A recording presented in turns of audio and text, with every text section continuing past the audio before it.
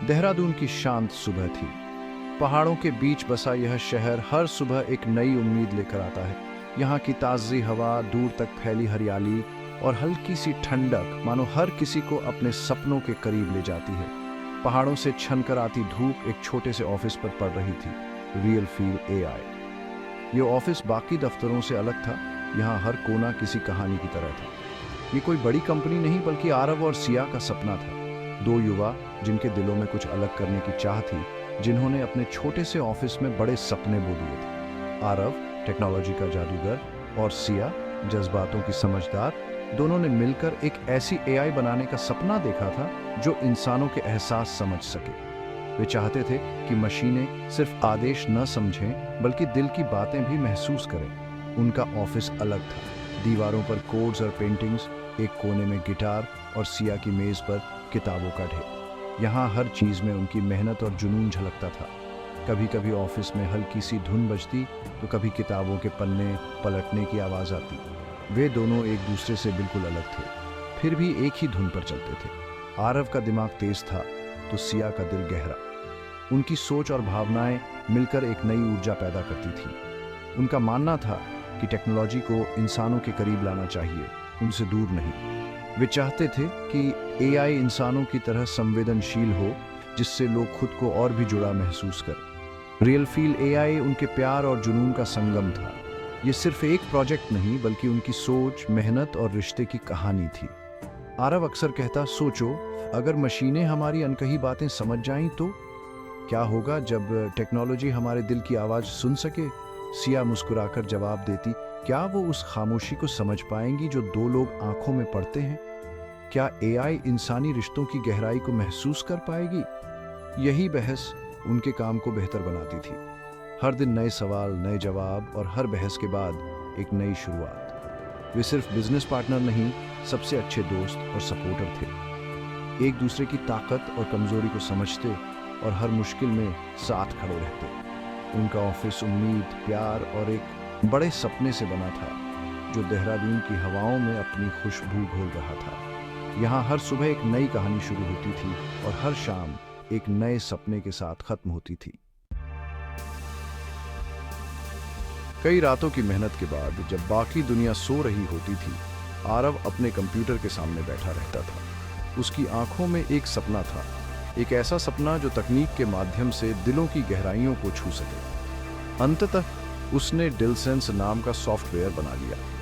यह सिर्फ एक प्रोग्राम नहीं था बल्कि आरव की मेहनत और जुनून का नतीजा था। यह प्रोग्राम इंसानी चैट, आवाज और लिखने के पैटर्न से सच्ची भावनाएं पहचान सकता था।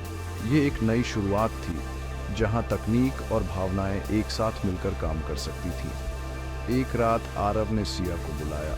वह चाहता था कि सिया भी इस नई खोज का हिस्सा बने। स्क्रीन पर डिल सेंस का लोगो चमक रहा था, एक दिल जिसके अंदर डेटा की लहरें थीं। यह लोगो आरव के सपने का प्रतीक था।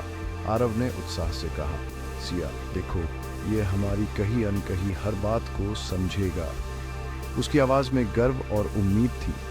सोचो इससे रिश्तों में कितनी ट्रांसपेरेंसी आएगी। यह एक ऐसा यंत्र है जो हमें खुद से और एक दूसरे से बेहतर तरीके से जोड़ सकता है। सिया के चेहरे पर उत्साह के साथ हल्की चिंता भी थी।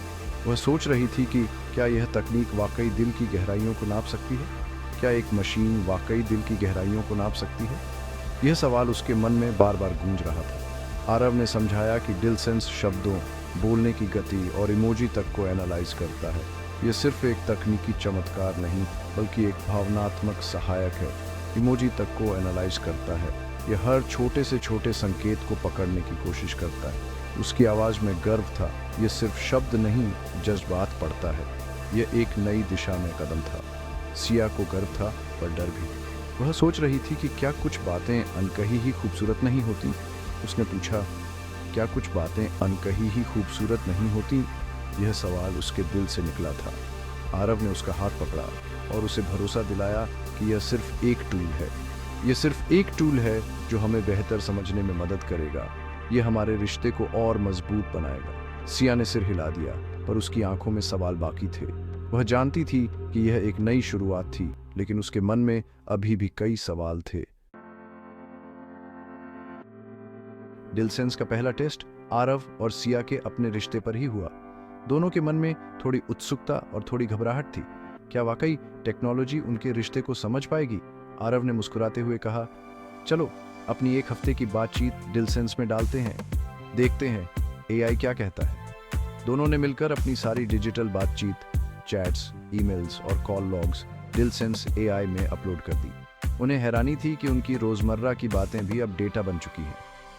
कुछ ही मिनटों में स्क्रीन पर रिजल्ट्स आ गए। Emotional compatibility 97%, trust level high, graphs और पॉजिटिव एनालिसिस देखकर दोनों की आंखों में चमक आ गई। आरव ने उत्साहित होकर कहा, देखा, हमारा रिश्ता उतना ही सच्चा है जितना हम महसूस करते हैं।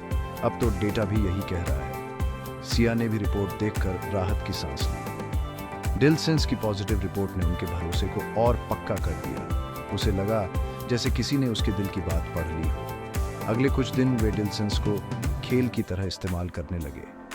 कभी कभी वे अपनी पुरानी चैट्स डालते, कभी नई बातें ट्राई करते। एआई ने उनकी छोटी छोटी नोक झोंक भी पकड़ ली। कहाँ किसने मजाक में ताना मारा, कहाँ हल्की सी नाराजगी थी, सब कुछ। एक बार एआई ने नोटिस किया कि सिया थोड़ी नाराज है, जबकि उसने आरव से कुछ भी नहीं कहा था। डेटा ने उसकी छुपी हुई फीलिंग्स भी पकड़ ली। आरव तुरंत उसकी पसंदीदा आइसक्रीम ले आया और सिया मुस्कुरा उठी। उन्हें लगा जैसे एआई अब उनके रिश्ते का तीसरा साथी बन गया है। लेकिन धीरे धीरे वे एक दूसरे से बात करने के बजाय डेटा पर ज्यादा भरोसा करने लगे थे। अब हर छोटी बड़ी बात पर डिलसेंस की राय जानना उनकी आदत बन गई थी और असली बातचीत कहीं पीछे छूटने लगी थी। सब कुछ परफेक्ट लग रहा था, शायद कुछ ज्यादा ही परफेक्ट। एक शाम आरव ने अपनी और सिया की कॉल को डिलसेंस पर एनालाइज किया। डिलसेंस की report, emotional state annoyance 65%, deception 30%, subject is likely hiding her true feelings. Aarav हैरान रह गया। क्या सिया उससे कुछ छिपा रही है? शक का बीज उसके दिल में बोया जा चुका था। वह घर पहुंचा तो सिया ने मुस्कुराकर पूछा, आ गए? पर आरव डिलसेंस की रिपोर्ट के बारे में सोचता रहा। सिया, क्या हुआ आरव? सब ठीक है? आरव, कुछ नहीं, बस काम का स्ट्रेस है। पहली बार आरव ने सिया से सच छिपाया था। डिलसेंस का डेटा अब उनके बीच आ गया था। उस रात आरव सो नहीं सका। उसके दिमाग में एक जंग छिड़ गई थी, प्यार और भरोसे बनाम डेटा। अगले कुछ दिनों में आरव का व्यवहार बदलने लगा। वह छोटी छोटी बातों पर सिया से सवाल करने लगा। अब एआई की रिपोर्टें अनसर्टेनिटी, हिडन इमोशंस, लो ऑनेस्टी स्कोर जैसी थी। एक दिन सिया खुश होकर घर लौटी। आरव ने पूछा, तुम सच में खुश हो या सिर्फ दिखावा कर रही हो? उसने डिलसेंस की रिपोर्ट दिखाई। Forced happiness detected. सिया, तुम मेरी भावनाओं को जज करने के लिए इस मशीन का इस्तेमाल कर रहे हो। तुम्हें मुझ पर नहीं, डेटा पर यकीन है?